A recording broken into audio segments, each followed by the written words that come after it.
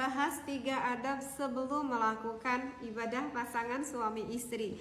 Nah, kali ini saatnya Teteh menerangkan 3 adab ketika melakukan ibadahnya. Referensinya bisa kita lihat di dalam kitab Fathul Izar. Ada 3 adab.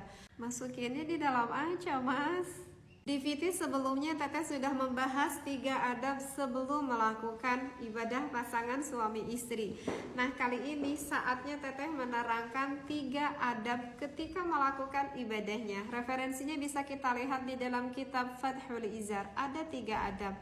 Apa ketika adab itu? Yang pertama adalah kaunul judi biriyadatin fi sumtin wa tarafuqin. Jadi yang pertama, sang suami itu harus beriyadah. Artinya riyadah itu harus ada pelatihan gitu ya. Jadi si sang suaminya diusahakan berlatih ketika melakukan ibadah dengan istri kita itu harus dengan suasana yang nyaman, yang tenang, jangan geresak gurusuk gitu ya, dan jangan di dalam kondisi yang terlalu senang atau misalkan keadaan yang sedang beremosi atau dalam keadaan kondisi marah. Maka di sini ditekankan untuk adab yang pertama, seorang suami dan juga istri di dalam beribadah harus melibatkan perasaannya. Untuk adab yang kedua, si sang suami fit tamahuli inda buruzihi syahwatihi. Jadi sang suami harus mengusahakan banget, harus menahan, jangan dulu sampai inzal. Artinya inzal itu jangan sampai dulu duar gitu ya.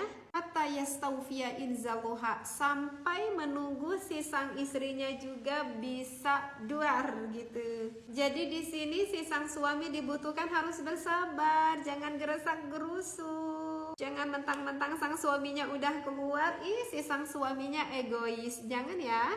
Fa inna dzalika yurisul mahabbah fil qalbi. Karena ketika si sang istrinya gitu ketika melakukan ibadah sama-sama duar, sama-sama mencapai puncak nanti mahabbah fil qalbi, itu akan semakin menambah rasa cinta kepada sang suaminya. Kata suaminya, Teteh aku juga sama Teh, keinginannya seperti itu. Aku ingin banget memuaskan istriku ya, istriku bisa sama-sama keluar gitu ya.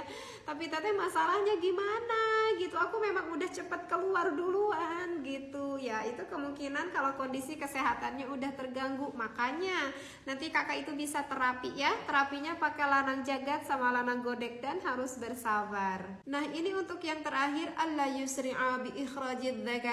Jadi kalau misalkan udah masuk nih ceritanya, kalau misalkan kita melihat gelagat istri kita sudah mulai mau memuncak ke puncak gitu ya, ini sang suami jangan dulu dikeluarkan miliknya. Meskipun si sang suaminya udah keluar duluan, sabar dulu, tahan dulu gitu ya.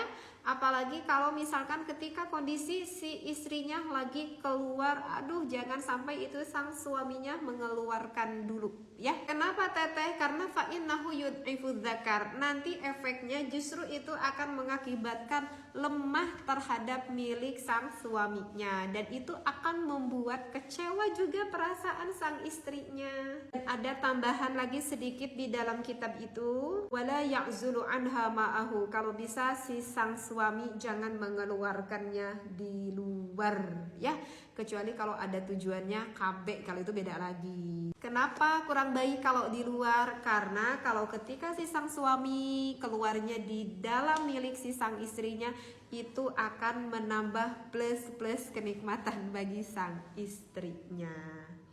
Jadi itu adab ketika bersenggama. Insya Allah selanjutnya ba'dahu, 3 adab setelahnya.